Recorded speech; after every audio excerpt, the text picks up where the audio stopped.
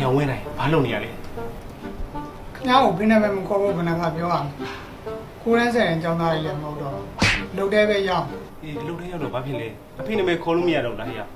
အဖေနာမည်ကိုမင်းသိနေရပဲငါအဖေနာမည်ကျော်ဝင်းကွာခေါ်လေကွာဟဲ့ခေါ်ကြည်စမ်းပါ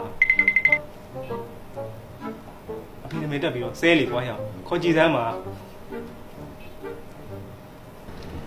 ဝင်းနိုင်စောက်ပေါ်ဝင်းနိုင် ကဲအဲ့ဆိုရင်ဒီချက်တွေအားလုံးရှိเนาะချက်လက်တွေအားလုံးအသေးသေးချင်းဒီ project ကငါတို့ကုမ္ပဏီတွေအရေးကြီးတဲ့ project အဲ့တော့အကုန်လုံးအစားနေပြီးတော့ငါနောက်တစ်ခေါက်ထပ်ရှင်းပြမယ်မရှင်းတာရှိရင်ငါ့ကိုမေးလို့ရတယ်เนาะ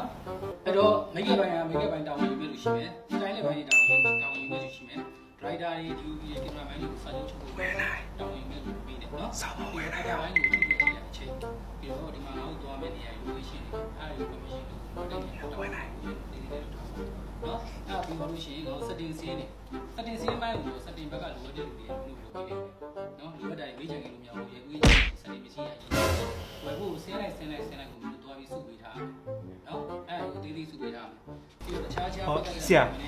ဟိုကျွန်တော် project နဲ့ပတ်သက်ပြီးတော့ကျွန်တော်သူ့ကိုပြချင်တော့ပါဗျာ အေး ဟုတ်ကဲ့ချင်းရော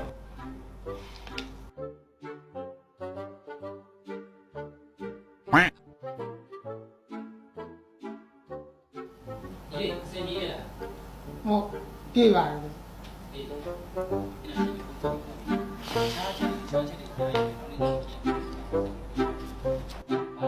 โอเคအဲ့တော့အားလုံးနဲ့ပါတနာဖြစ်လုပ်တဲ့ကုမ္ပဏီက operation driver တယောက်နဲ့အောင်မင်းတို့မိတ်ဆက်ပေးမယ်ခုထားပါဒါတော့ငါတို့နဲ့လုပ်တဲ့ကုမ္ပဏီက operation driver ခုနာမည်လေးမိတ်ဆက်ပါ ကိုနာမည်ကတော့ ခွဲမှသာကြော်ရင်